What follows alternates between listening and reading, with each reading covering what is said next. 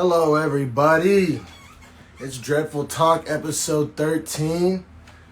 And, people say have their superstitious beliefs about the number 13, but I'm actually feeling quite lucky because on this episode, I have my first ever author guest, and that is, good friend Megan Smith. And let's go ahead and get her on here right now. Let's go.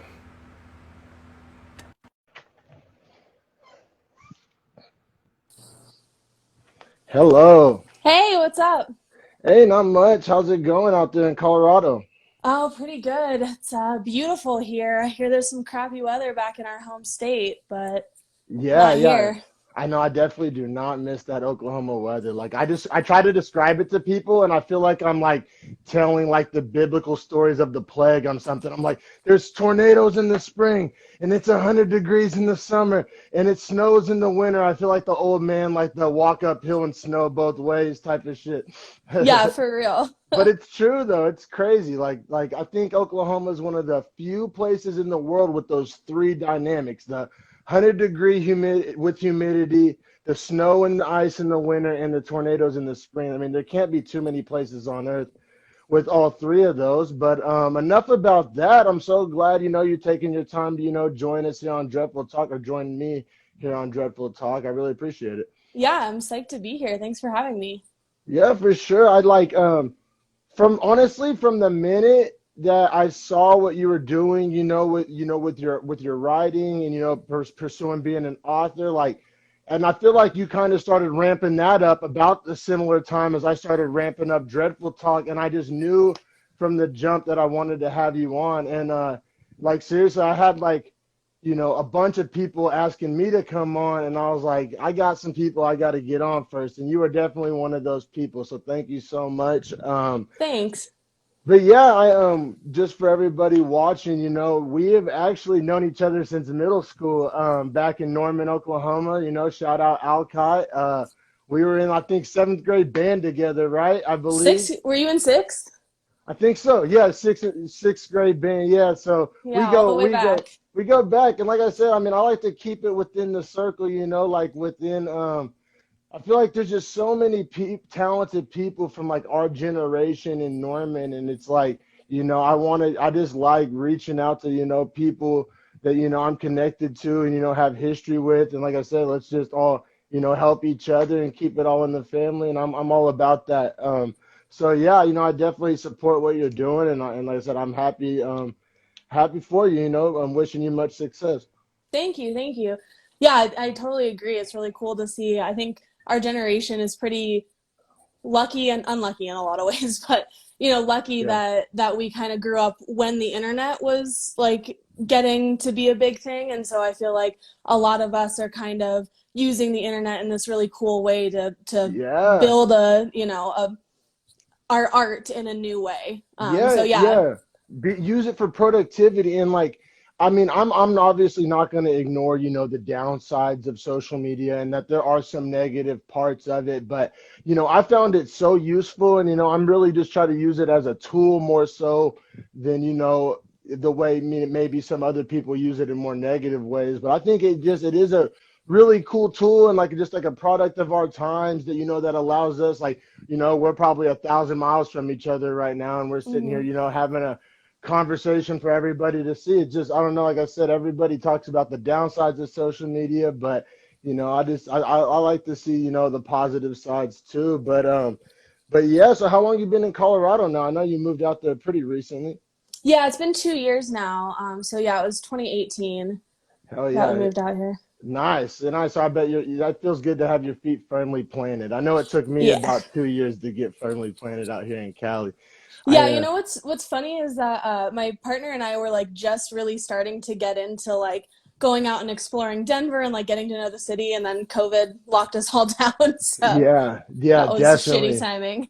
Definitely, definitely. It's beautiful over there. I've only been there once, but I really enjoyed it. I have a new like everybody keeps asking me, like, oh, are you gonna stay in the Bay Area forever, or and I'm like, look, I don't know exactly where I end up, but I know that it's gonna be west of the Rockies. Like that's my new rule. Like I gotta be Yeah. west of the Rockies. Like that leaves a lot of doors open, but I think as long as I'm west of the Rockies, I'll be happy. I love I just love it out here. I love the hills. I love the weather. I love the people. I love the diverse food. Oh my God, I had Mm-hmm. some Jamaican food the other day for the first time, and it blew my mind.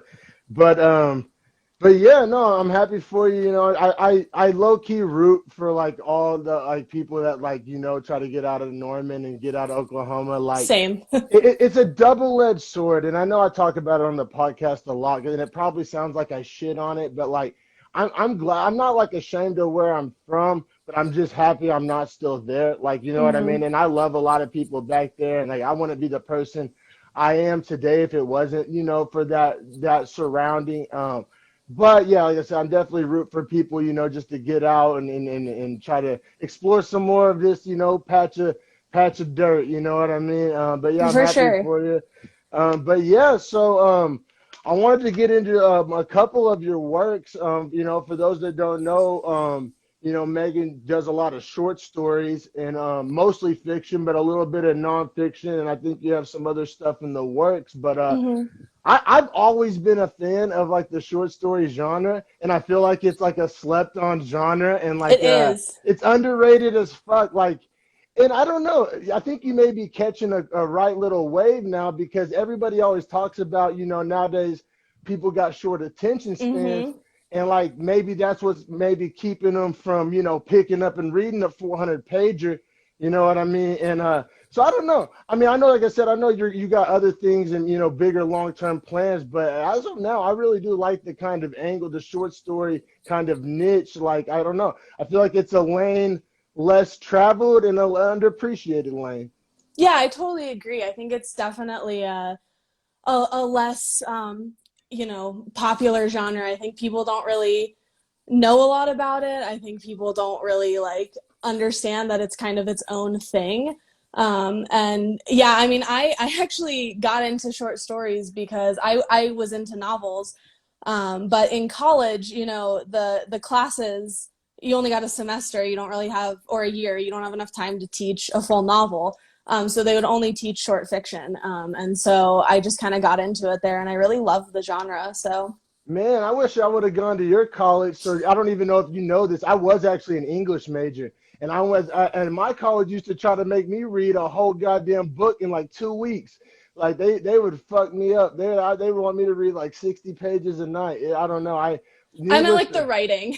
Oh, the right. All right, word. I was like, man, I need a short story college. I would have done much better because, needless to say, me and Cliff Notes, you know what I'm saying, it was saved in my bookmark. But yeah, no doubt, no doubt. Yeah, I used to write some short stories myself, and I think maybe that's why I have such a great appreciation for it. And like I said, I mean, I myself have a short attention span, so it works great for me. And I feel like it's more and essentially artistic. And this is what I mean by that. It kind of, because it's not 300 pages, you don't get a chance to like, you know, get into every nook and cranny. And it kind of lets the mind connect some dots and kind of fill in some blanks. I don't know. That's kind of how I looked at it and approached it. And I actually enjoyed that about it because, like I said, it kind of leaves a little bit to the imagination, maybe is a way to word it better. Yeah, yeah, I think it's definitely like a book is like a three-course meal, right? Like you can like really dig into it. And then a short story is like, just like a bite, but like that one bite where you get like a piece of everything and it's like that really good bite. Yeah, no doubt, no doubt, for sure, for sure. And I think you do a good job of that in your short stories, for sure. So if that's your Thank mission, you. mission accomplished, checkmate. And yeah, so I want to start off about the commute. I really like this one, and it's kind of funny because it's a story I would have never related to if I would have never moved to the Bay Area. Because like obviously Oklahoma, not known for its like public transit. And but being out in the Bay Area, there's a very famous public transportation system called the BART. Like Hmm. you probably seen it on Fruitvale Station, the movie with Michael B. Jordan. That's the BART train that go. It takes you all the way from Fremont all the way to the North Bay. You can get to any part of the Bay for like $7. So like when I want to go to San Francisco or I want to go to like an Oakland A's game, I drive to the nearest BART station and just take the train because I'll save you, the trouble if you ever find yourself in San Francisco. Do not park your car in San Francisco. Veteran tip for you. I don't care. Like they'll bust in your window for a bag of Cheetos for real. So I refuse to drive my truck. Well, back when I had a truck, it's now stolen. So here I am talking Yeah. about. I'm talking shit about San Francisco and it got stolen here in San Jose. But needless to say, I would just take the train. And so I say that all to say just that, like I said, my experiences with public transit in a big city and maybe having a sketchy feeling or maybe some unsavory characters on the train car with you. I actually did relate to this one. So yeah, you started off with kind of like some obvious foreshadowing, like she puts a big knife in her purse. Like that's one of Hmm. the first things that happens. And so off top, it sets off the alarms, like, oh shit, like what's gonna go down. And then I swear for like the next couple of paragraphs, like the next maybe or like the section, you're describing something grabbing her, but you leave, like I said with the short story, you kind of leave it up to the imagination. And like for the first little bit, I seriously didn't know if it was like a monster. I didn't know if it was a person, a creature, a spirit, a ghost. Like it was real creepy. It was real ominous, but it was like kind of vague, but in a good way, like intentionally vague, leaving Hmm. something to the imagination. And I appreciated that because I was like, oh shit, like, like which direction? Because you don't have context. So it's like, is this going to go in like a sci-fi direction or like which, what my mind just kind of started racing, like trying to complete the dots, which is cool. I think that's probably, what you intended there. And I thought you did a great job of that, just kind of, leaving it like my mind was just going a million different places of like what this could have been grabbing her. Um, and man, I just also, so when I was reading your work, and this will be a theme like throughout this, there were just little, as I would call them, bars, like little just phrases that I thought you just used words beautifully. Now, I'm gonna call them bars, and I'm kind of tongue in cheek because like I listen to hip hop, but like seriously, you have some bars in here, like some epic like one-liners, like some very quotable, and I'm gonna shout those out as we go along. All right, And thank you. yeah, yeah, and one of those was when you said the arrival of the next train and the departure of mucus. Like that was just like such like a I don't know. I loved that. Like to me, that was art. Like that was poetry right there. As I would call it, that was a bar. I love that. And just you did such a good job of just like creating that creepy vibe. So like, you start the story off. This lady puts a knife on her purse, and then she's getting on a train, and then she feels somebody grab her, and then in your mind just like, oh, this isn't good, but you don't really know what's going on, but it's not good. It's creepy vibes. You do a great job of just like creepy vibes of just like putting you in the person's shoes. And then it becomes very clear what's happening. Hmm. And it goes from being this very foreign concept of like you don't know really what the fuck's going on to then the very stark, unfortunately familiar reality sets in of what's going on, and it goes from being this completely abstract foreign thing to like unfortunately a very common like recognizable thing that's happening. And what's happening is essentially, so I'll do a little spoiler alert. She has this creepy older boss, who's like probably an executive or whatever that works where, and he's like essentially like sexually harassing her, like essentially sexually assaulting her, and there's just this transition, like I said, where like the light gets turned on. Like I described it Hmm. like you're like walking through a dark room. Like the first half of it, like I really wasn't sure what was going on. And then all of a sudden, like I said, the light switch gets turned on and you're like, oh, I know exactly what this is. And yeah, and so I thought, like I said, and especially me being a man, you did a really good job of just like painting how like that would make somebody feel like me putting myself in her shoes essentially, and like it made me feel uncomfortable. Like reading it made me super uncomfortable, Good. but like in no in a good way, exactly, like in the appropriate way. Just like that's not meant to be like a cuddly read, you know what I Yeah. mean? And you accomplished that, to hit the nail on the head. I thought, but I'll let you kind of tell it from your perspective. But just as the reader, that's what I got out of it. Yeah, yeah, no, that's great to hear. That's definitely all the things I would hope you'd get out of it. I think I told you I'm always hesitant to send this story to men, because I haven't actually gotten a negative response, but there's definitely a like, oh, okay. So it's great to hear that you really got that, like, the feeling of uncomfortableness, and that you kind of leaned into Yeah, it instead of yeah. I like, thought it was. running away. Oh, totally. Yeah, no, yeah. I just like approached it with like empathy, which like Hmm. the older I get, the more I just stress empathy in my own life, and like I really think it's like the cure-all magic pill for the world. Like this evil Yeah. world, like if, I mean, nothing can be oversimplified, but if you gave me like one wish from a genie to solve the world, like more empathy, I feel like would go longer and check off more boxes than a lot of other things. So like I said, when I read it, like while I did feel uncomfortable, like I said, I just tried to like approach it from like a empathy point of view. And I don't know, I'm a real big fan of stand-up comedy, and one person I'm a fan of really everything he does, but his stand-up is music. But Donald Glover, I don't know, have you ever seen Donald Glover's stand-up? It's the one Oh that's yeah. on Netflix. All right. Oh yeah. Big fan. So yeah, big fan. He's the fucking best.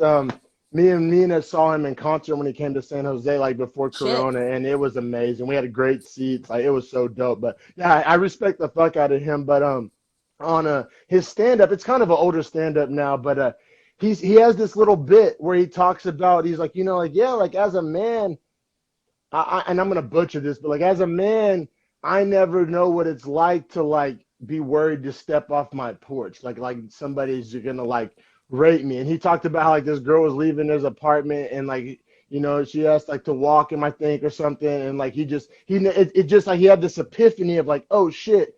When women leave the house, they have to like be on alert. Like when I leave the house, I can be like half stoned and not paying attention, and like walking to the store. But like I don't know, he just talked about this. He did a masterful job being that Donald Glover, how smart he is. He did such a good job of just describing that. And that's what I thought of when I read the Commute. It reminded me of that Donald Glover stand-up skit of just how like it could like make people just realize, the what women go through. And like I said, we like it's I mean, we all know somebody that's experienced that, you know what I mean? And like, Hmm.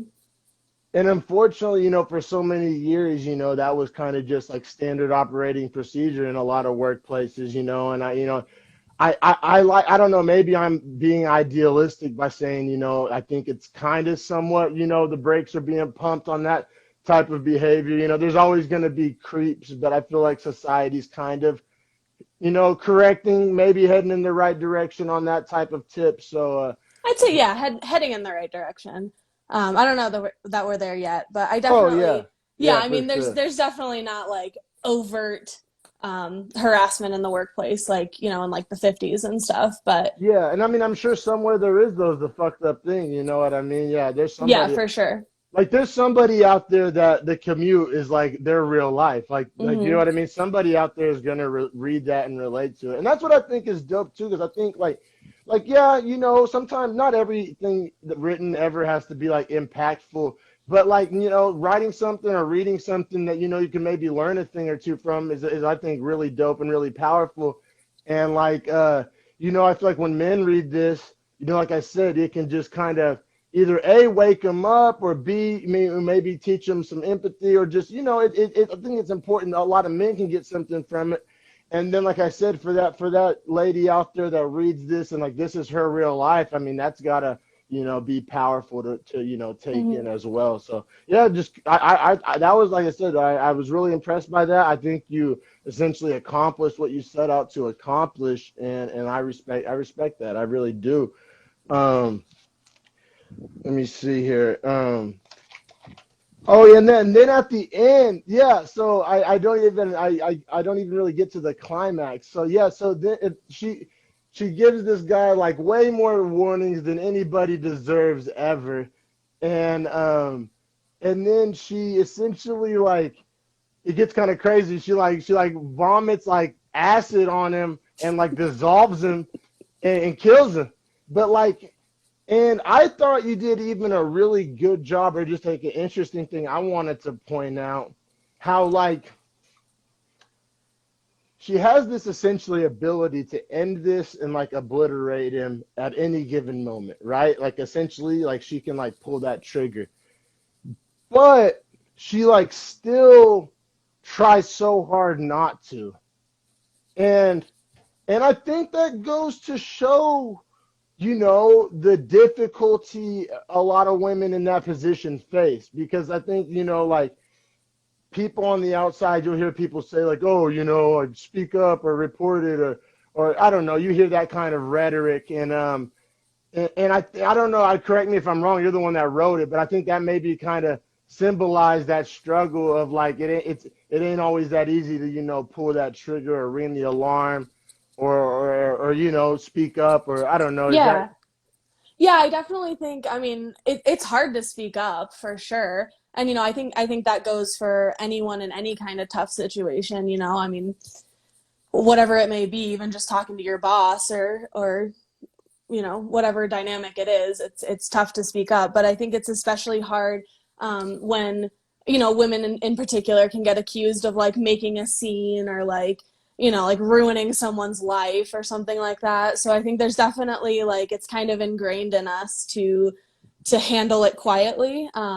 And so I really wanted it to be like it's building up inside of her and she's trying to hold it back, but at a certain point there's just you can't hold it back after yeah. enough of it. Yeah, I thought you said that how you worded it, trying to hold it back. That's what I found interesting. Because I'll be real, me being kind of a hothead and like being a guy and kind of an alpha, I'm just like, oh fuck that. The first time this asshole touches me, I'm melting his ass to liquid. But it just shows the different perspective, and I think it's good for people to understand that other perspective.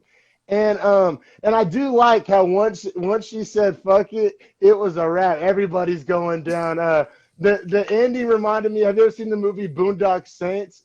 No, I haven't. Oh man, it's a really good movie. It has Norman Reedus, like the dude from like Walking Dead. I don't know if you know it, but like Daryl from Walking Dead. It's like when Hmm. he's younger. It's like these two Irish brothers, and they decide to like start just killing bad guys. Like they're vigilantes, and like there's this one point where because they do it the first couple times on accident, and they're like, hey, these guys kind of deserved what they had coming to them.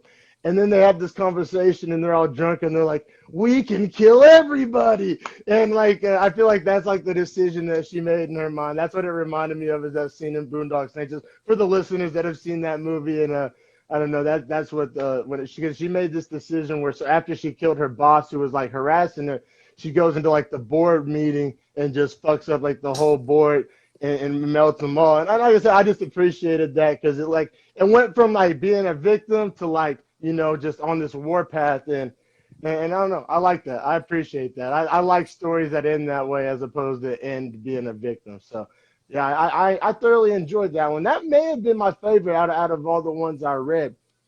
Yeah, it was definitely the most polished. That one is available on my website. If you go to megangiselle.com and then my purchase page, I've got a few things up there, and The Commute is one of those.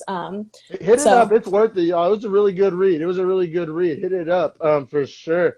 And yeah, also just like I wanted to kind of pause before we go into some of your other works. And I did want to just like, shout out your use of digital media, especially because when people hear the word author and they hear the word writing and writer, it just kind of intrinsically comes with like this old school connotation, right? Like it kind of, you think of like that old book smell or like a leather, like I don't know, like it just yeah, like like the white guy drinking scotch, like in a cabin in the woods. Yeah, totally. yeah. Shout out to that brother, but yeah, but your use of kind of being like a, for lack of better terms, like 21st century author, I think is really dope. And I mean, it's obviously necessary, but not everybody does a good job of it. And I just think you do a really good job of it. And like, that's the wave. Because like,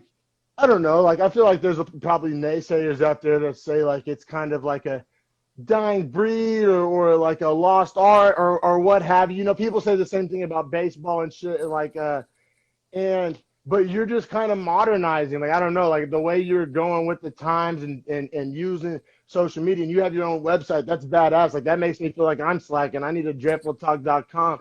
But no, I just, like I said, I really respect that. I see it. I value it. And I just, like I said, I wanted to shout that out. And then the next thing I wanted to talk about is your little nonfiction little piece. Hmm.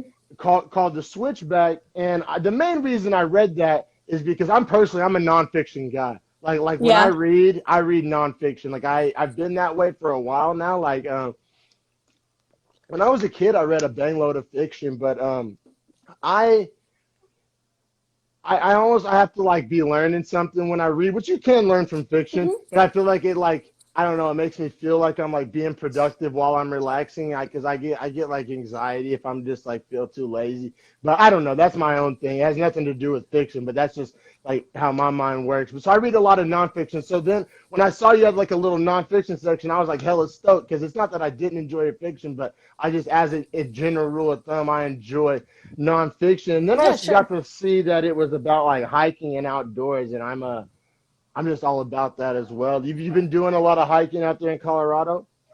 Um, yeah, definitely.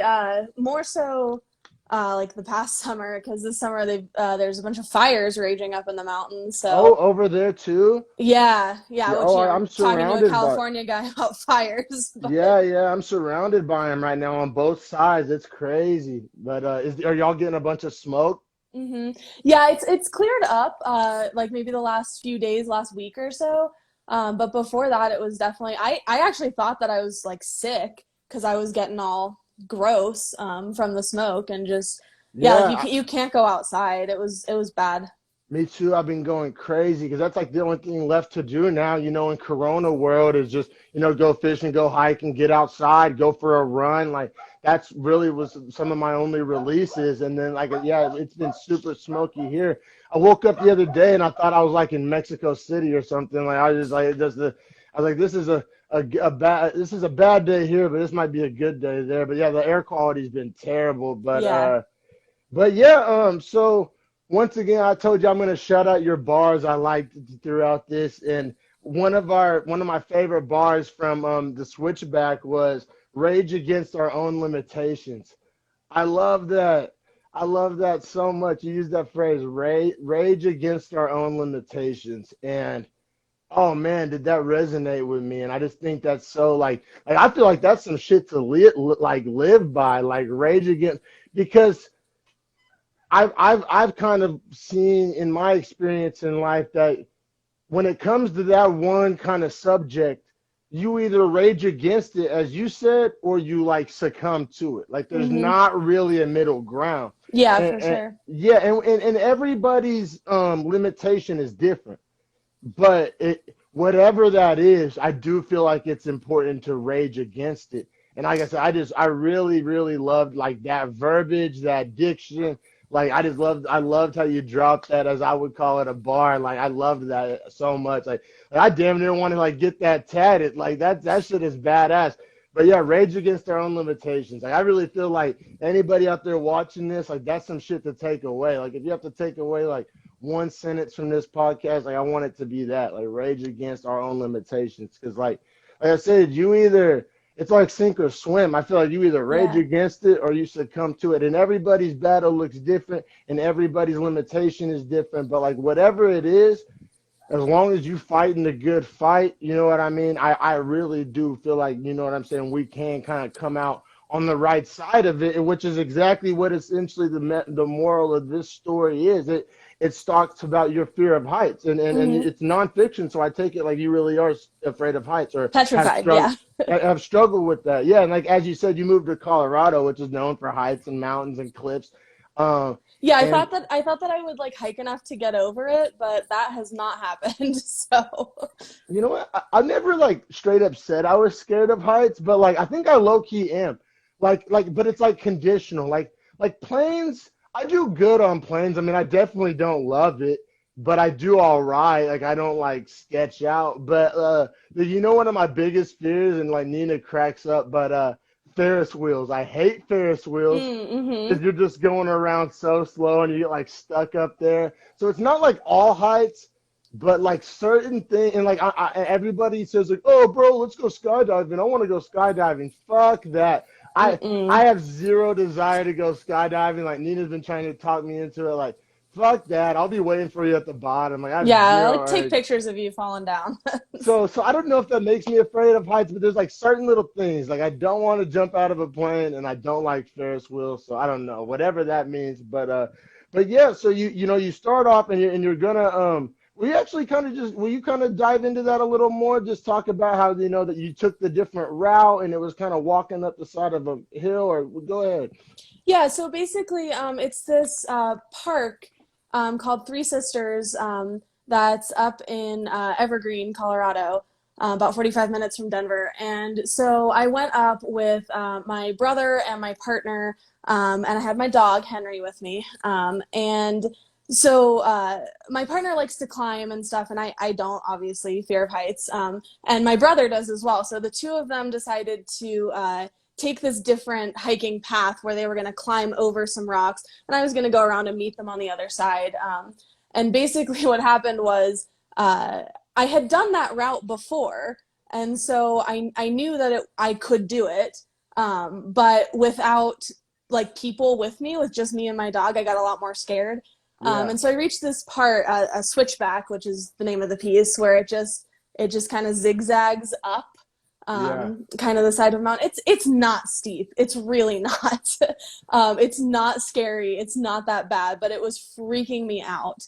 And so I kind of was at the base of it, and I was like, all right, my big brother, is gonna like make fun of me so bad if I can't get through this and meet him on the other side, and he has to come rescue me. So I've got to get up here.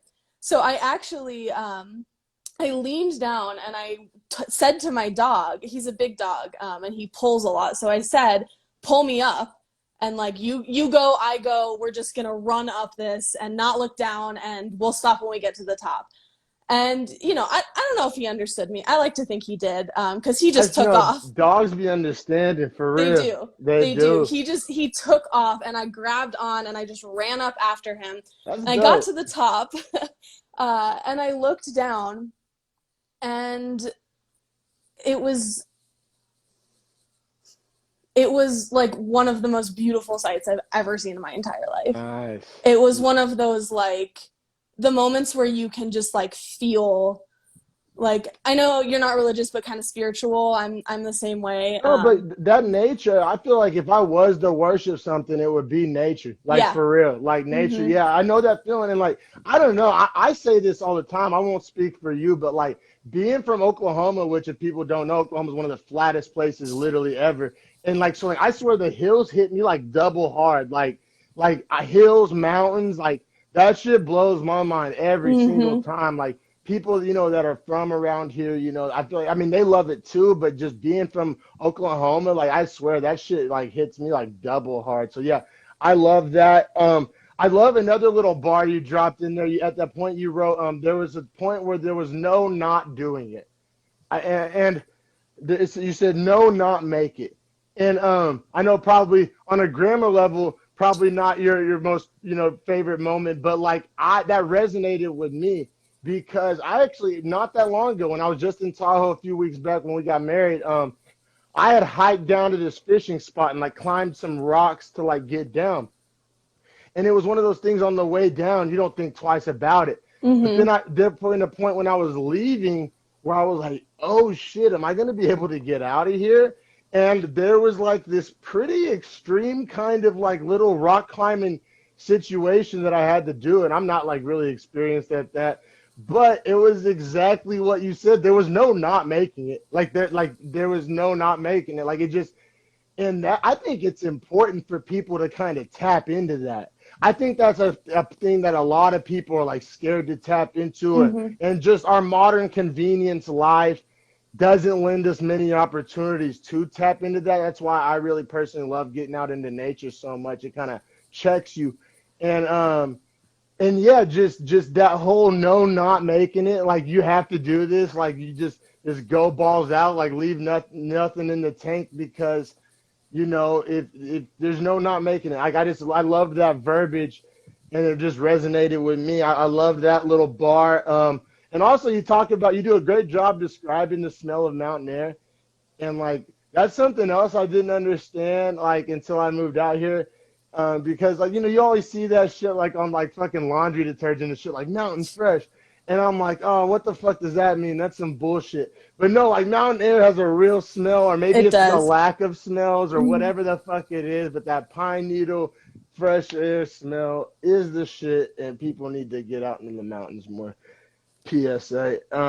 But yeah, I like that one a lot. Like I said, for those reasons that I mentioned, I love the nonfiction. I love the overall message of kind of so like, and I got this from Joe Rogan, who I look up to, but he has this phrase, and I think he got it from somebody else who gives a shit where it came from, but it just says like it's saying the same thing in like a more vulgar way. It's conquer your inner bitch.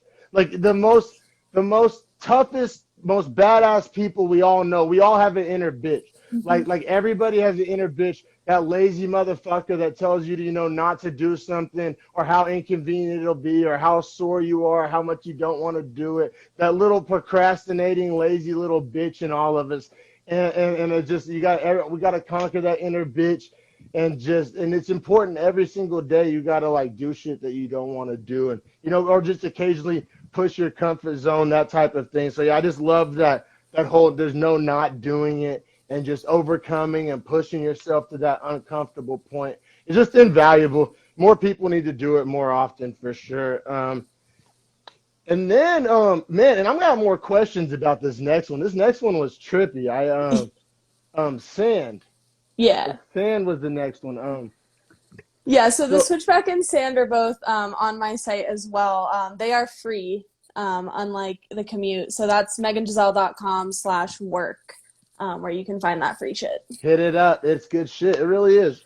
And the website's super easy to navigate, very user friendly. So definitely, I hit up that website, everybody. But yeah, so like you start off with just like this gnarly description of just like just dryness, sand, chapped lips, and it makes it like, I swear I started like licking my lips when I was reading it. It's just like it puts you right in it. You do a great job with the descriptions.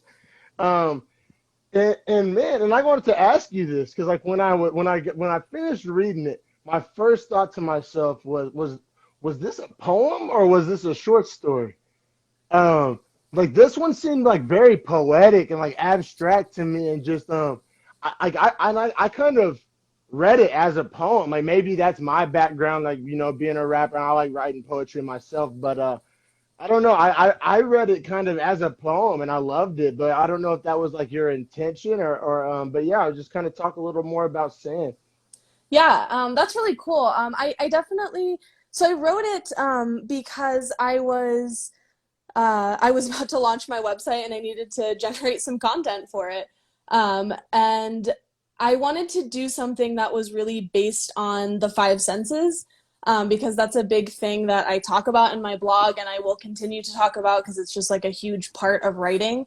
Yeah. Um, that you have to tap into those five senses. That's how you get those things like you could feel the chapped lips. Like Yeah, that's, yeah. you got to use all five. And so And I think it was like the English major in me that enjoyed that so much because I know how hard that is. That's like one of those things that's easier said than done. Like for real, like yeah. people out there, like once again, I think it's an underrated skill. Because everybody's like, oh, of course, you got to be descriptive, but there's just levels to that. Like everything else, there's levels to it.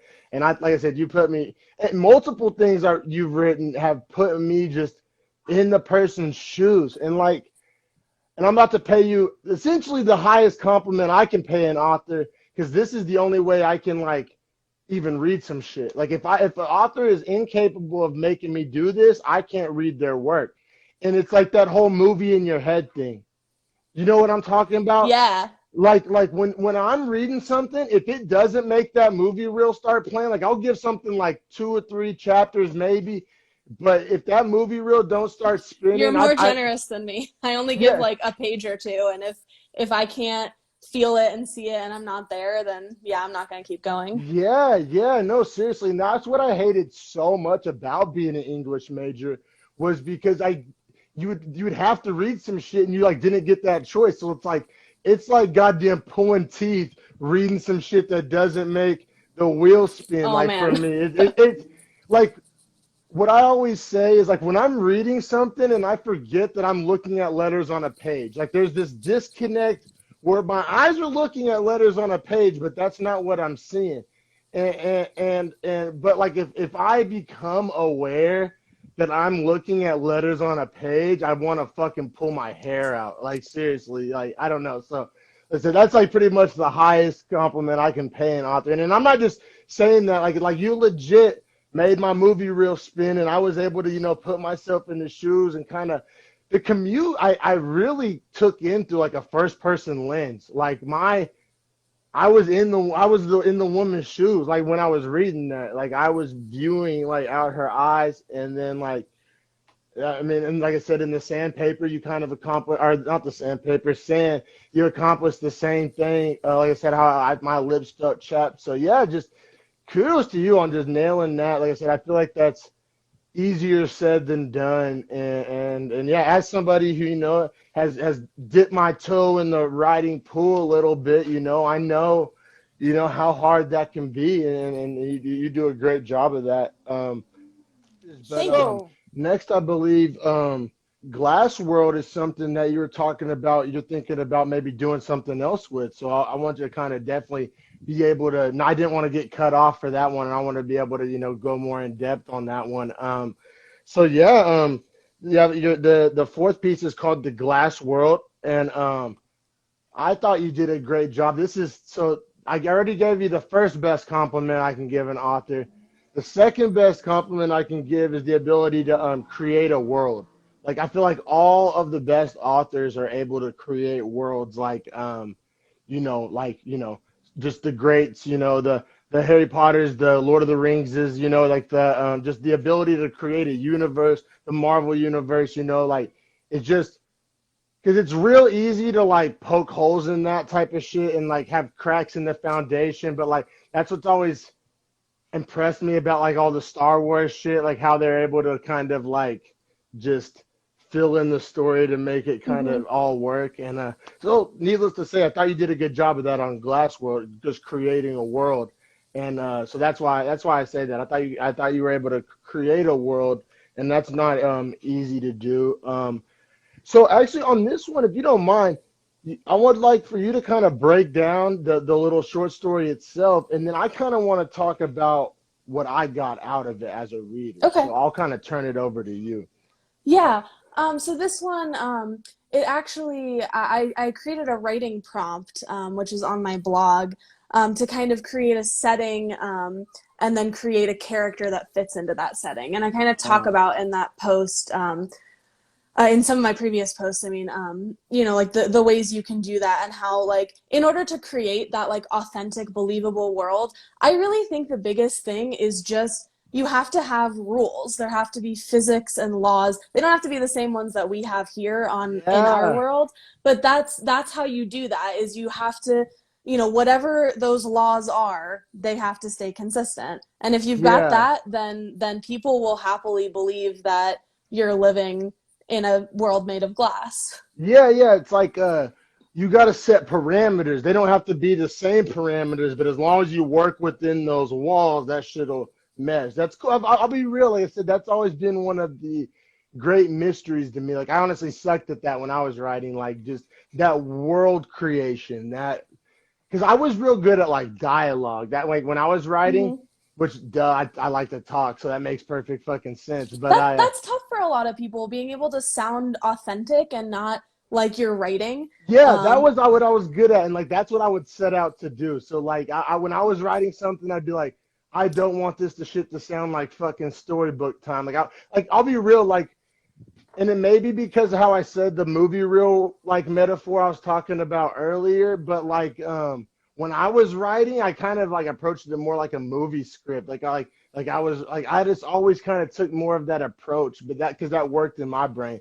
But like I said, sorry, I wasn't good at the ability to create worlds, but I thought you did a phenomenal job of that. But yeah, I'll let you kind of keep going. So yeah, there's like a world where people and things are made out of glass, correct? Yes. Okay.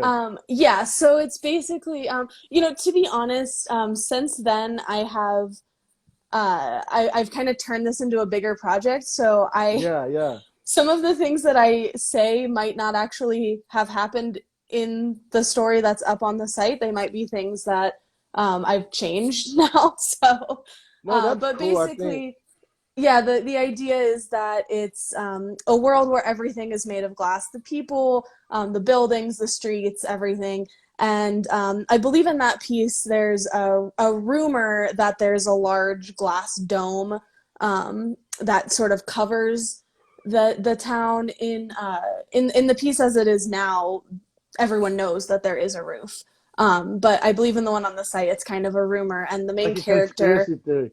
yeah, the But main that's character how. has this drive to discover whether or not it's real. Yes, yes, and I think that's how it really goes down, right? Everything's like starts off as a conspiracy theory, and then it gets proven true like 40 years later. Like, or we saw it in Oklahoma with like the fracking earthquakes. Like, remember at first they Mm-hmm. were like, "Oh, you fucking hippies, shut up. There's a conspiracy theory," and then it like got proven true. So I actually kind of like that. That's how the story happened because that's how it happens in real life. Shit starts off as a conspiracy theory, and then time proves it true. So actually that even makes the world more believable in my eyes. But yeah, so exactly. So it's just like this short story, just kind of like you said, laying the framework for that world, glass world, and like you said, you're going to kind of elaborate on that and take that, flush it out, take it further. And I think that's a good one to do that with, precisely because you like how I said a second ago, you did a good job of establishing those parameters. So now you can go, fill in within those parameters. So I'm definitely looking forward to what comes next with that, and this also like kudos to you for like thinking big and not like resting on your laurels and just because I've actually done that before, like back when I was like making more music. Like I would always be in such a rush to release shit and such a rush to finish shit because I loved it so much in the moment, and I was just like riding that wave, and I'm like, people need to hear this. And then like but then I'll like hear it maybe like 3 months 4 months later and be like, oh, I You're could have just done X, critiquing all, Y. yeah, all the little things. Yeah. Yeah, I Exactly. definitely am the opposite of that. I am someone who will edit something to death. Good though. And That's what just makes you legit though. That's what separates you from my fucking wheeling and dealing ass. But yeah, no, and you can tell. You really can tell. Like it just comes across as professional when you're reading it. Like I don't feel like I'm like just reading like just some random person that happened to pick up a laptop. I feel like I'm reading like legit ass work by a legit ass author. And so yeah, it's legit. I like what you're doing.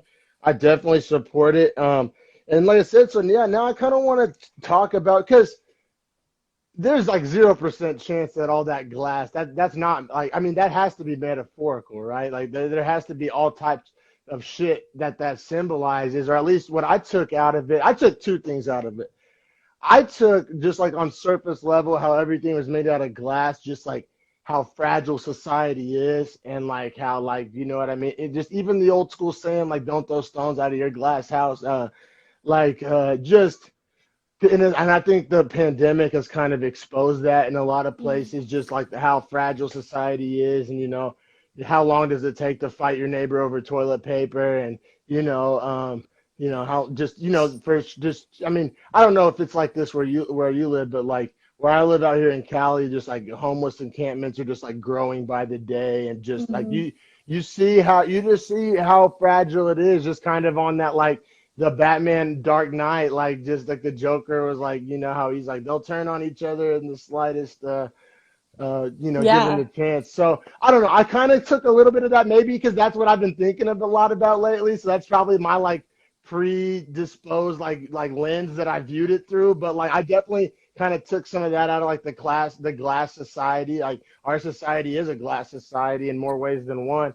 And then also just the obvious like or literal in your case, the glass ceiling. And the glass ceiling, we've all heard the kind of term, it's been applied to, minorities in the workplace, women in the workplace, just the whole American dream, pull yourself up by the bootstraps, like the climb the ladder, like people say there's a glass ceiling on that ladder, like so I think it's just like impossible, at least it was impossible for me to read this without kind of like, reading into that as like just reading more into that. Was either of those things your intention, or was I just high when I read this and just, put words in your mouth? Um, I can't say I did that intentionally, but I think a couple of things. I think first of all, like, you know, literature is what we make of it. There's Yeah. no right or wrong. That used to be something I hated in English classes. Yes, It yes, was preach. like there's one right answer. No, there's not. There's not one right answer. There's not one thing the author meant when they wrote something. Like, you got those things out of it, so those things were there. Like whether I intended them to be or not, like you picked up on it. It's something that like I live with every day. So whether like I might not have consciously put it there, but that doesn't mean it's not there. Yeah, that's the cool thing about art, right? Just the subjectivity of it all, and it does different things for different people, for sure, for sure. And that's what writing is. It's definitely an art form, without a doubt. But yeah, oh my God, in college. So you also got to think about me in college, right? So I was playing football at Oklahoma Baptist University, like the most Whew. probably conservative, type of place that you can really be, especially for a college. And just I come from just a different like socioeconomic background. Like there's certain like if I would have been like a kinesiology major, there would have been other football players, other people of color in my classes. But me choosing to be an English major, there wasn't like hardly any athletes, any people of color in my classes at my particular school. It's a small school. There's like 3,000 students at the school. It's in Shawnee, Oklahoma. So like you can just imagine. And so just so much, I'm a real big like nurture over nature type of person. Like I really strongly believe in like people's experiences kind of shape who we are, Hmm. more so just people being born intrinsically this or intrinsically that. I think our experiences shape our perspective and just our self-image and so many things. But what I say that to say that, like, so me being in a group, a class of 20, 30 kids that grew up nothing like I grew up, these just Bible thumper kids from like tiny little like home schools and Christian schools and church schools. And like, so of course they would like read something and get completely something different out of it than what I got out of it. Just, we all have lenses that we wear when we read things, and just, so I don't know. That resonated with me. How you said that drove you nuts. That just, oh my God. I was like, preach, sister, because like, man, seriously, like, and then they would try to tell me I was wrong, but like, well, you can't really be wrong when interpreting Oh, all the fiction. time, all Like, the like, time. like I can be wrong in chemistry and biology and math, but I don't really feel like I can be wrong on like a read a paragraph and tell me what you got out of it. Like, how are you wrong? Right. Yeah. I mean, like you might have, if you like misunderstood everything, maybe you could be wrong, but yeah, I mean, I don't think I've ever seen a case where someone was like wrong about something they got out of literature. I remember one time actually in senior year of high school, I won't name the teachers' names, but my teacher was out for the day, and we had the other teacher subbing in who did not teach AP English. And when I gave an analysis of something, she just stared at me blankly, and I was like, "All right then, cool. Like this is not teaching kids to love reading at all." Oh man, like, well, so like I always you see all the numbers like on the TV screen, like they'll be like, oh, Oklahoma has like the 46th ranked schools in the nation, and like Oklahoma's known for having like real shitty schools, but like I never really understood what that meant. And then like I get out here and like I'm in the Bay Area, who has like some of the best public schools, and or at least San Jose. I won't speak for the whole Bay Area, but San Jose has really good public schools, and like they even do weird stuff out here where it's not even like by district where you live. It's like there's like an arts high school and a technology high school, and like you can like pick like which high school you go to. But they like just seeing like the type of shit my little cousins were doing when they were 16 and 17 compared to the shit that I was doing. Like I'm just like, oh, that's what they meant by shitty schools. I'm like, oh, You guys' textbooks had covers on them? Bet Whoa. fancy. But and I'm the biggest hypocrite though, because I always tell people, and it sounds like I'm doing like a freaking like Bill Engvall like redneck comedy joke, but it's like my real life. How like our textbooks would be like from like the early '90s, but all we had a brand new weight room and brand new football uniforms and like the same helmets they used in the NFL, and so I'm the biggest hypocrite because I benefited the fuck out of that shit. But looking back on it, like in retrospect, I'm like, oh, damn, priorities probably not necessarily all in the right place. But like I said, I benefited from it. And I know a lot of people that it did benefit from. It is just kind of a select few kids that do get a benefit from it, unfortunately. But yeah, I tell people because out here it's the exact opposite. Like a lot of high schools don't even have football teams and shit, but they'll have like, like Broadway caliber, like, stage equipment. And you know what I'm saying? Like, Yeah.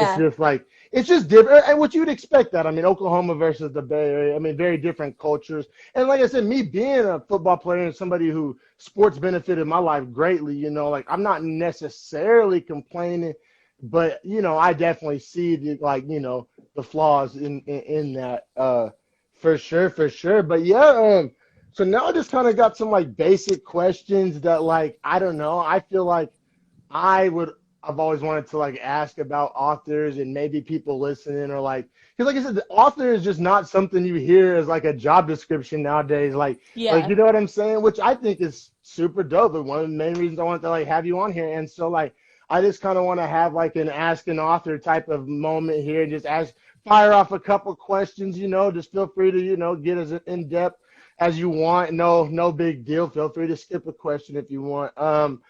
But just start off super basic. Like, have you always wanted to be an author, or was there a moment when you were older, or like just kind of like, yeah, just how long had you wanted to be an author? Was it always something you wanted to do since you were a little kid? Kind of talk about that.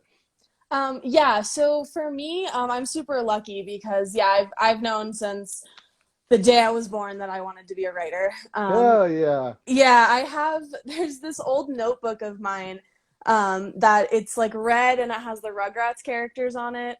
And when you open it, it just has, here, I have like a pen and stuff. It just has like this kind of thing on it. Okay. That's it, just scribbles. But Yeah, I but like distinctly remember, sitting there as like a, 2, 3 year old who didn't know letters at all. But as soon as I could hold a pen and as soon as I could like, move it yeah, like, across paper, I was doing that. like you I weren't wanted to drawing, you do the weren't act. coloring, you were writing. Yeah, yeah, exactly. It was in even lines. I remember telling That's myself dope. stories and like that the scribbles had meaning to me when I was a kid. Of So, course they did. Yeah, no, I firmly believe that. Language is super weird. Like if you don't think kids have their own language, you're tripping. That's why mhm. I think it's people and think that like it's crazy to think that dogs understand this. Like just repetition over time, it's like people can communicate with other languages they don't speak super easily. So I just Yeah. refuse to like yeah. So I think it but goes back to that empathy thing you were talking about, like people can connect emotionally and you don't really need words or you don't need the ability, like dogs can't talk, but we can understand dogs. And that's all about like the emotional connection there. So, yo, yeah, definitely without a doubt. No, that's super dope. Man, the older I get, and man, I done fucking worked a couple of years in a cubicle, and I done fucking, did this job and did that job, and I just, man, it made me appreciate the people that are really just chasing their dream and just, like my boy Rodney's down in LA pursuing the acting and modeling and music. Seeing you pursue your writing, me pursuing my podcasting, mhm. like, man, one thing I want people to learn is like for years and years and years, pursuing your craft was considered like radical or risky or, not the safe option. But how did that safe job do y'all when the pandemic hit? I know I was laid off. I'm not speaking that from like a high horse or like a soapbox. I'm saying like dead ass, like that secure job becomes not that secure real fucking fast. Like through no fault of your own, or Mhm. sometimes through a fault of your own. Who hasn't fucked up? I'm not perfect. I tend to have a problem with cussing out managers. But uh, but yeah. So it's like it's just I don't know, just that. everybody says it's so wild or so radical to pursue like a non-traditional job or dream. And I mean, everybody's got bills to pay. Everybody's got bills to pay. Yeah. But like, I don't know, just the older I get, like I said, I've swung and missed on like, I've changed career fields like six fucking times. I've done like every fucking thing. I'm like, oh man, who wrote Huckleberry Finn? Mark Twain? Yep, No, that was that right? Oh my I God, I think I hope that think was right. so. Or maybe we can just bro science it and both act like it's true, and then it becomes true. That's how podcasts work. But Okay, yeah, yeah, it was Mark Twain for sure. yeah, but Mark Twain is actually who I was thinking of, regardless if I was wrong or not, because he did like every job under the sun, and like I swear that's been me. So like just traveling the path I've traveled, it's just like, man, them boring ass jobs that you think are just like secure or wise or whatever. This pandemic, I think, showed people, just how, shaky that ground really is. Hmm. You think that's the safe option, but how safe is it? And like, I mean, I can't tell you how many people have reached out to me about wanting to start their own podcast now that the pandemic hit, or just, oh, I'm gonna pursue my music more, or I always wanted to do this, or I always wanted to do that. And man, I love seeing it. And like I said, that goes to show how you say you always wanted to be an author since you were a little kid. That's just beautiful to me. I love seeing people do what the fuck that they feel like they need to be doing with their lives and not letting like the outside noise kind of dictate that. And that kind of transitions perfectly to question number two, which is like, have you had a lot of people in your ear kind of telling you like, oh, like that's not going to pay the bills, or that's a hobby, that's not a career, or like, have you had the naysayers, Yeah. or yeah, that's Yeah, part of it, yeah. right? So, oh, so much. Yeah. I remember. So my grandparents throw these really elaborate Christmas parties. They used to before my grandma passed away last year. But I remember like again like as a kid, right? I was probably I don't know 12, 13, like right at that really formative age. And people are asking, what are you going to be when you grow up? And I'd always say I'm going to be a writer. And yeah, just this constant, okay, but what are you really going to do? Like that's a great hobby. I'm glad you're interested in that, but what are you really going to do? That's so I'm gonna write. condescending. Like that's what I'm gonna do. And right now, I'm really lucky. I got to keep my job. I work at a bank. I really like the bank that I work at. Got a problem with banks as an institution, but the one I work at, the people that my coworkers are amazing. They're great people. And so I'm incredibly lucky in that, but that's not like that's just to pay the bills. Like I Yeah.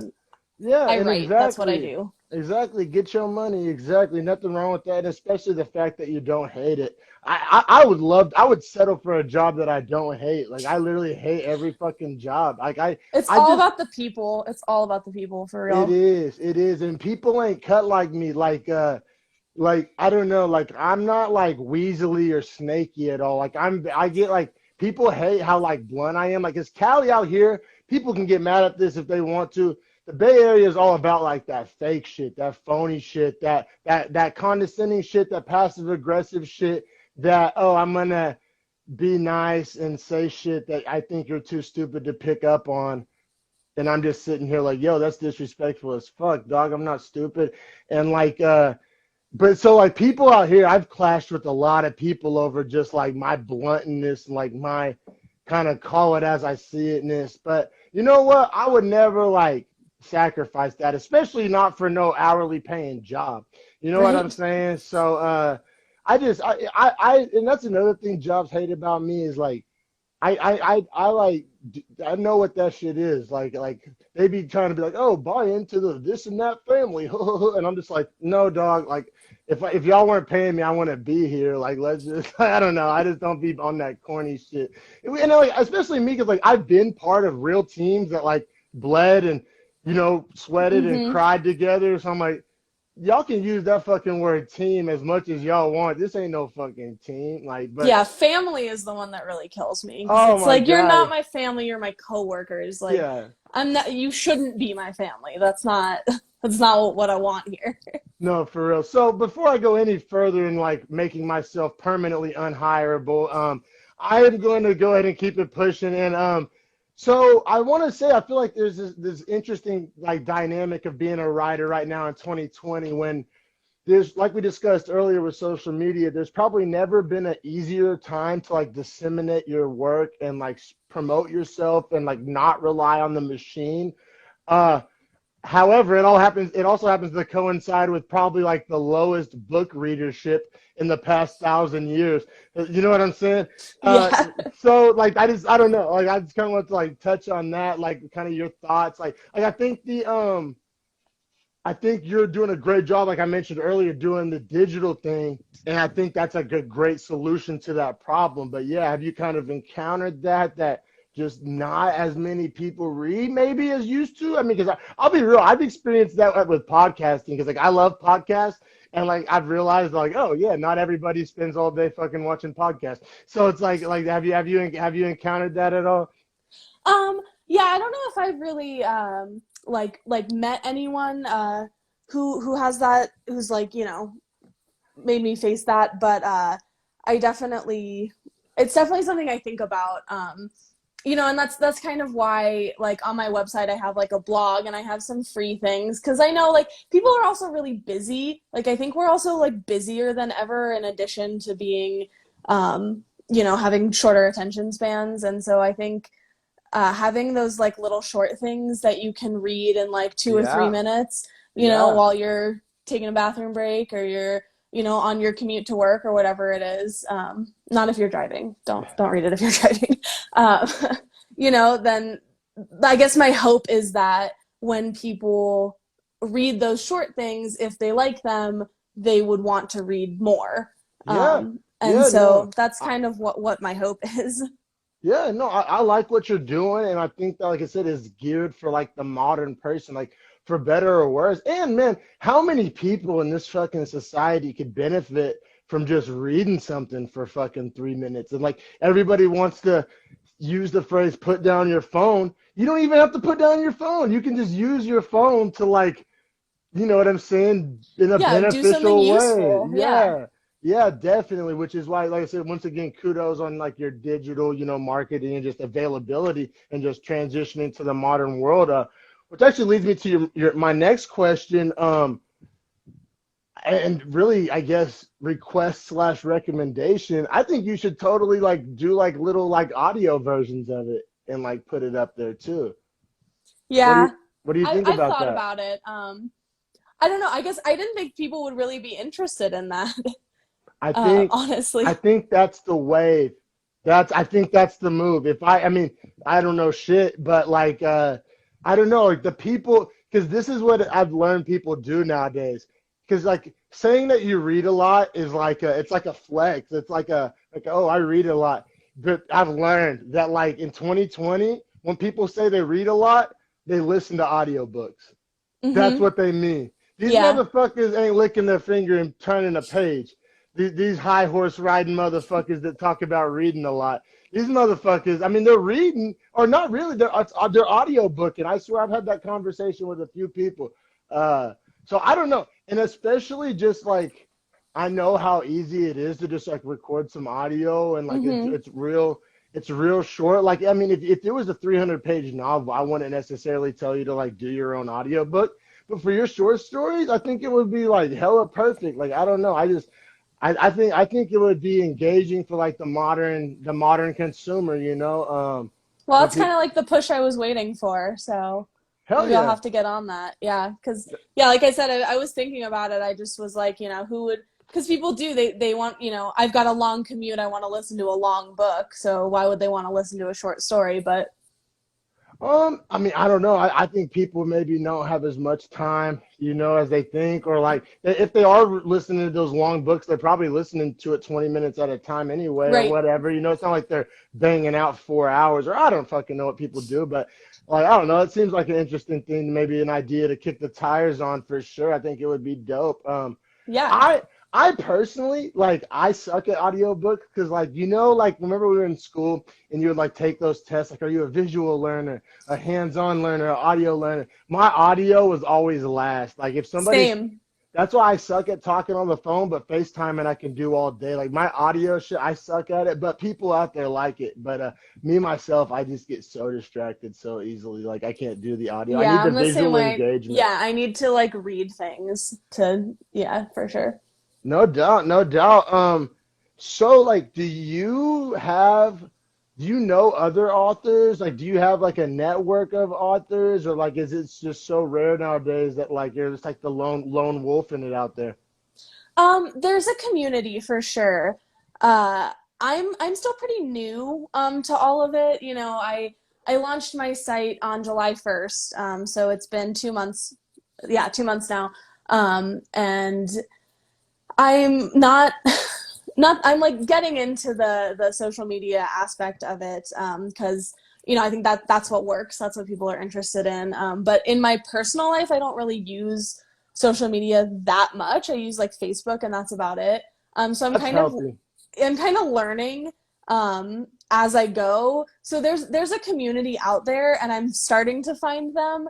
And it's more that like I just don't really. I'm still learning what I'm doing.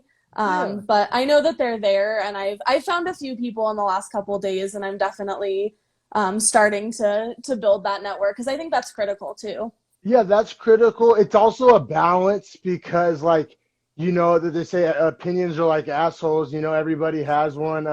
Seriously, like, so because I'm part of a few different communities. I'm part of like some cannabis growing communities. I collect sports cards, doing the podcast thing, and just everybody's a fucking genius. You know what I'm saying? Mm-hmm. Everybody has all the answers. Everybody is Mr. Advice Giver McGee. So Everyone's I a writer too. so yeah, it's definitely a balance. I say some is better than none, but there can definitely be like a diminishing return, like just on it becomes white noise, just too many people, Mm-hmm. and just but I don't know. I was interested because I know there's writers out there, but yeah, just I don't. And I know writers can sometimes not be the most like social people or whatever, so it's like it may make that dynamic even that much more interesting for sure. Yeah, because I think it's kind of an inherently like secret and solitary process. You know, like you're Yeah. not really involving a lot of I don't even let people read my stuff until I've gone through it a few times and I feel comfortable sharing it. So yeah, it's definitely harder to find a community when you're all a bunch of like Introverts, introverts. essentially. Yeah, Yeah, right? Like, no, totally. Like, that's like a stereotype, but it's like, it's kind of a true one, right? it's Like, pretty real. yeah, definitely. Let me see. So, like, do you draw a lot of inspiration from like your own life experiences, or do you try to go more like imagination? I mean, obviously, based off on your work, it's kind of probably a blend of both, or like just kind of like talking about like your inspiration, where you kind of get these ideas. Like, yeah, just kind of talk on that a little bit. Yeah, I would say definitely things start from real life, from real events. You know, it could be as simple as like texting a friend and they like say something, or like that moment in the switchback where, when I Yeah. was out hiking and that really struck me and I knew that I wanted to write about that. So it can kind of come from anywhere, the kernel of it, but then I think to make it grow is really an intentional process. Yeah, yeah. Are you one of those people? This is me. This is me with podcast ideas, song lyrics. Like, I'll have something hit me. It just like strikes me like a lightning bolt, and I have to like literally pause whatever the fuck I'm doing. If I'm driving, I'll have Nina write it down. I have to write it down right then, or I forget it. Do you Oh yeah. operate? Okay, Yeah, I've got notebooks, I have notes on my phone, like scraps of paper, whatever. that shit is interesting to think about. I never thought too much about that shit, and then I was watching Joe Rogan and Duncan Trussell the other day, and they were talking about like what are ideas. Like some people think they're like, I mean, it's pretty wacky. Like I'm not saying I believe this, but like people think they're like ideas or like their own like thing and that like bounce from person to person. Or like I never thought about it that way. I thought the idea was like something that like I thought of, but like they were saying that like ideas are something that come from somewhere else. But Hmm. I don't know how I really. I mean, that's kind of like the question without an answer. But I just thought it was kind of trippy to contemplate. Yeah, I guess my initial thought would be that it's kind of it's about like taking little things from other people and other like outside sources, but then it's about like synthesizing that, like bringing it together in your own like Input and output. yeah, Yeah, exactly. totally. Oh, man, I totally agree with that. Just like even like what I do with music, or like even like I said, when I did write, I would tend to do that with movies. Like I would draw on movies because I'll be the first to admit that I'm not the most well-read person in the world. So I would draw on movies for my writing and like my dialogue and just life Hmm. experience. So yeah, no doubt. That's that's definitely interesting. So were you an English major in college? Like, is Creative that what? writing. Oh, so even better. So I guess you could say you're formally trained.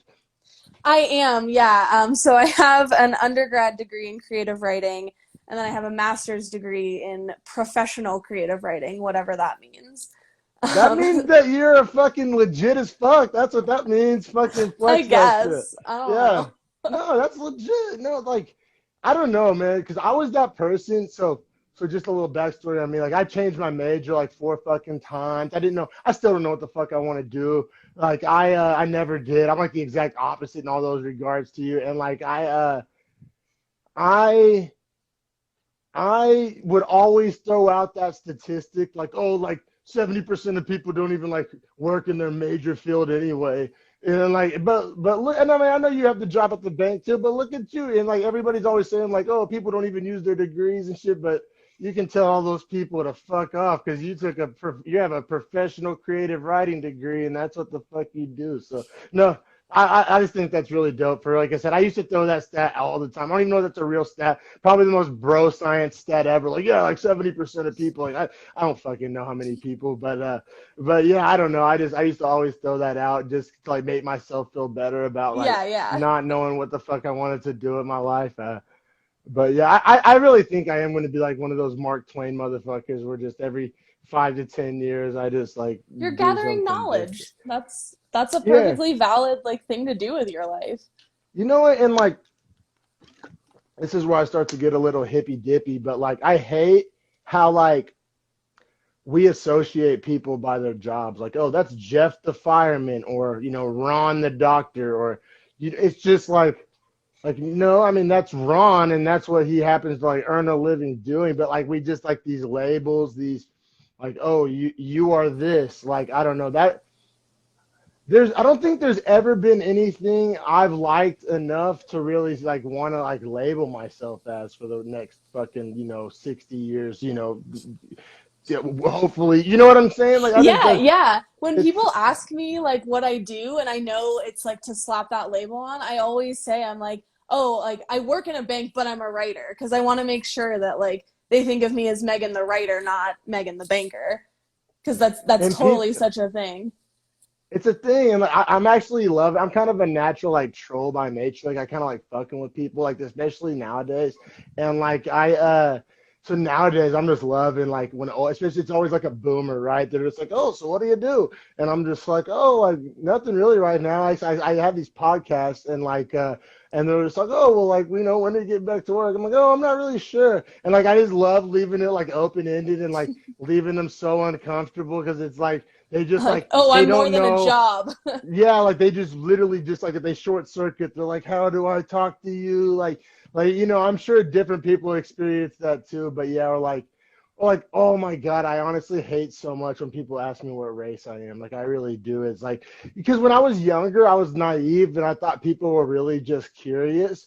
But like I've learned that like usually that's not that innocent of the reason. It's like they want to know how to treat me or they want to know like Hmm. what to talk to me What about. stereotypes to put on you? Yeah. Exactly like so I don't know. So yeah, I just want to kind of touch on that whole situation for sure. Another question I want to ask you especially as a classically trained author, what are your thoughts on like celebrities that like quote unquote write books but don't really write books? Like it's like when you grow up and you learn that like everything's fake or like everything you've been told's a lie. Like all these autobiographies and all these New York Times bestseller. Every fucking celebrity has a book. Like but a lot of times, most of the times they have like ghost writers and Hmm. co-authors and shit like that. Like I just wanted to kind of hear your thoughts on that. Like like I don't know, like did you like respect that they like kind of give it a shot? Do you think it's kind of cheap? Because I know it's like when I find out a musician doesn't write their own music, I kind of just discount it, and it's like it doesn't hit me the same. I don't appreciate it as much. Do you feel the same way? Or I want to put up like that gif of Mariah Carey being like, I don't know her. That's how I feel about it. It's like a like, I don't. I mean, I don't know. You know, you do you. Do your thing. If people want to read it, like, good for you. That's.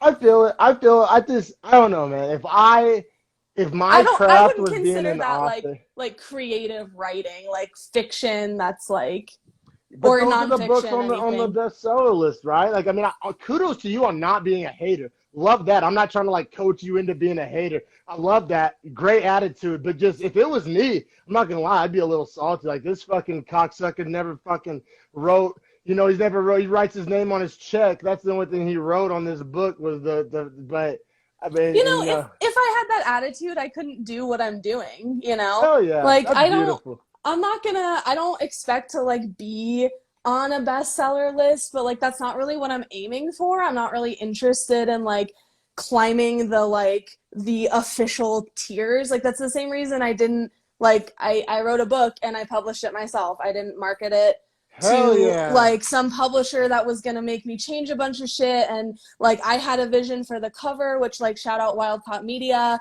for Yeah, designing shout this out cover for Wildcott me. Media. He just they designed my Beefy Boys logo right behind me. Shout out Cott Media. Love you. Thank Yeah, you. for sure.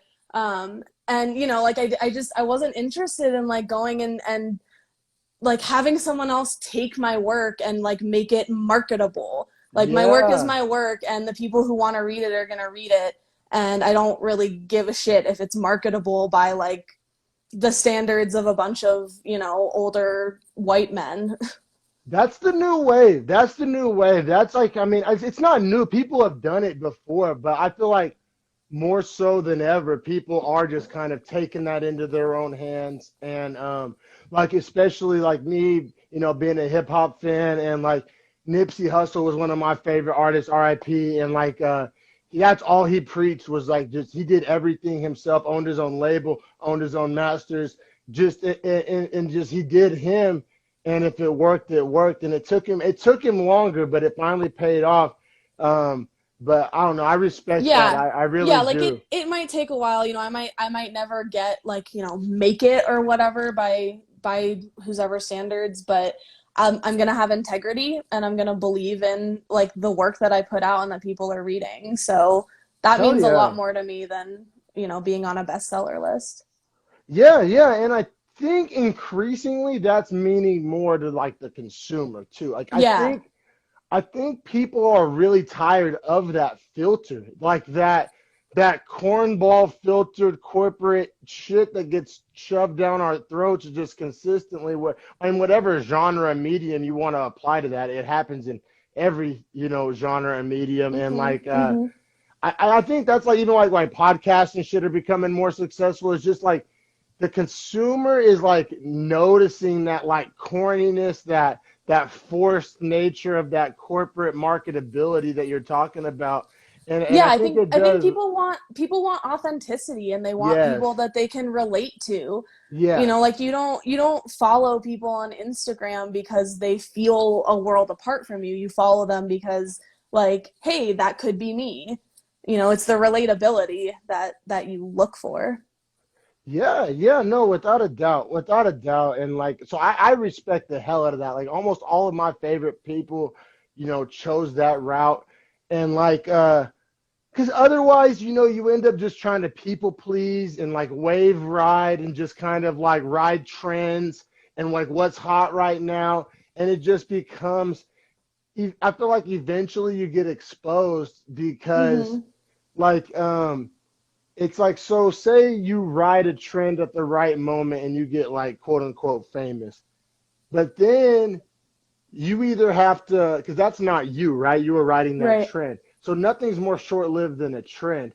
And then you either have to find a new trend to find, or if you if you try to be real at that point, it's too late because the fans you gained weren't even fans of you. They were fans of that fake shit you were doing.